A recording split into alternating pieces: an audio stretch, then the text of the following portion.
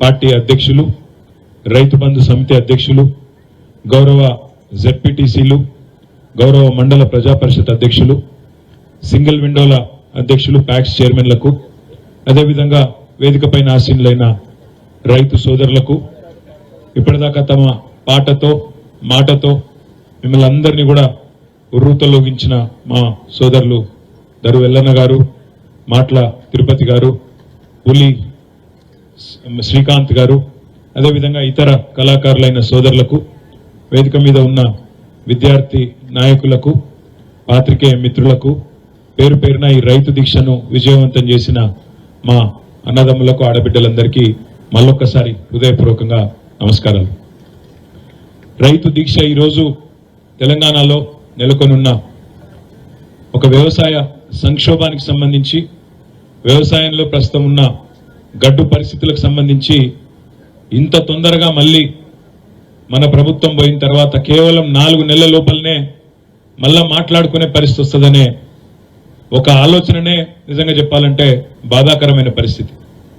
మన పార్టీ అధ్యక్షులు పెద్దలు కేసీఆర్ గారు ఈ 7-10 వయసులో తనకు ఆరోగ్యం బాగాలేకపోయినా, బయట ఎర్రటి ఎండలున్నా, ఇవాళ ఒక దిక్కు జనగామ జిల్లా, సూర్యాపేట జిల్లా, నల్లగొండ జిల్లా, నిన్న కరీంనగర్ జిల్లా, రాజన్న సిరిసిల్ల జిల్లాకు ఈ వయసులో కూడా 5 జిల్లాలకు పోయి తాను స్వయంగా రైతులను కలిసి నేనున్న మీకోసం అని ధైర్యం ఇస్తే, మరి వారి బాటలో ఇవాళ మనందరం కూడా రాష్ట్రంలోని అన్ని శాసనసభ నియోజకవర్గాల్లో వేల సంఖ్యలో ఎక్కడికక్కడ మన గులాబీ దండు రైతన్నలకు మేము కూడా ఉన్నాం, ఈ ప్రభుత్వం మెడలు వంచుతామని చెప్పి ఈరోజు బ్రహ్మాండంగా అన్ని నియోజకవర్గాల్లో కూడా దీక్షలు చేస్తున్న మా బీఆర్ఎస్ పార్టీ గులాబీ దండు మొత్తానికి నా శిరస్సు వంచి హృదయపూర్వకంగా మీ అందరికీ ధన్యవాదాలు.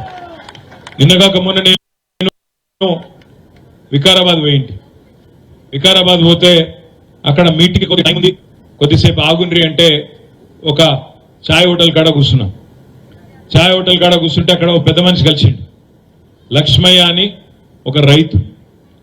ఉత్తగానే మాట్లాడుకుంటూ కూర్చున్నాం కొద్దిసేపు. ఇప్పుడు మన రాములన్న మాట్లాడినట్టే ఆయన కూడా అన్ని కుల్లం కుల్లా చెప్పిండు. ఏం లక్ష్మయ్య మొదా ఓటు ఎక్కడేసినావు అన్న అని అడిగిన నేను. నిజం చెప్పమంటావా అన్నాడు. నిజమే చెప్పు అన్నా. ఆడ ఓడిపోయినాం మనం వికారాబాద్లో. నాకు ముందే అనుమానం ఉండే, నేను కాంగ్రెస్కే ఓటేసిన అన్నాడు. మరి ఏమైంది, కాంగ్రెస్ ఓటేసినావు కదా, ఏమైంది, ఎందుకు వేసినావు అని అడిగిన. ఎందుకు వేసినావు ఏమున్నది, 15,000 ఇస్తా అన్నాడు, కౌలు రైతులకు సాయం చేస్తా అన్నాడు. కేసీఆర్ 10,000 అంటే నేను 15,000 అన్నాడు. నాకు అన్నిటికన్నా బాగా నచ్చింది ఏంటంటే 2 లక్షల రుణం మాఫీ చేస్తా అన్నాడు, తెచ్చుకోమన్నాడు. ఇవన్నీ నమ్మి ఓటేసిన అన్నాడు. మా ఇంట్లో ముసలిదానికి కూడా 4,000 ఇస్తా అన్నాడు. ఇవన్నీ ఇన్నాక నిజమేనేమో అనుకోని మీకు 2 సార్లు ఇచ్చిన కదా ఓటు, వికారాబాద్ 2 సార్లు మీకే వేసిన, ఈ ఒక్క తాప వేరే వాళ్ళకైతే ఏమవుతుందని చెప్పి ఆయనకి వేసిన అన్నాడు. మరి ఏమైంది లక్ష్మణ ఇప్పుడు అన్నా. ఏమైంది ఏమున్నది, మొన్న దరఖాస్తు పెట్టమన్నారు, పెట్టినాక దరఖాస్తు పెట్టినాక ఇక ఇగస్తుంది అని ఎదురు చూసినా, ఇక వారం 10 రోజులు నెల రోజులు చూసినాక ఇక ఆఖరికి ఉండబట్టలేకపోయి మన ఎంపీడీఓ ఆఫీస్కి పోయినా. ఎంపీడీఓ ఆఫీస్కి పోయి ఏమైనా దరఖాస్తు అని లొల్లి పెట్టినా అన్నాడు. మరి ఏమైంది అన్న. ఆ ఎంపీడీఓ గారు నాకు ఏం చెప్పిందంటే, ఇగో లక్ష్మయ్య గారు, మీరు రేవంత్ రెడ్డి గారు 10,000 కాదు 15,000 ఇస్తానని చెప్పి మీరు ఓటేసిన అన్నారు. మీకు 2 లక్షల రుణమాఫీ అని ఓటేసిన అన్నారు. 500 బోనస్ అనుకొని ఓటేసిన అన్నారు. ఇక అవన్నీ అయ్యే వరకు టైం పడుతుంది. కానీ ఇప్పుడు నీకోసం రేవంత్ రెడ్డి గారు బయట ఒక బ్రహ్మాండమైన బర్రెను ఆడ బయట ఆఫీసులు ఉన్నది నీకోసమే పంపించిండు, తీసుకుపోవని చెప్పిండు అన్నాడు. నేను సంతోషంగా సరే రుణమాఫీ కాకపోతే ఏంది, మంచిగా నాకు 15,000 రాకపోతే ఏంది, బోనస్ రాకపోతే ఏంది, కనీసం మంచి బర్రెనైతే వచ్చిందని చెప్పి ఆ బర్రెని తీసుకున్నా. బయట రాగానే బర్రె కనబడ్డది, దాన్ని పట్టుకొని తీసుకొని ఇంటికి తీసుకుపోయినా అని చెప్పిండు.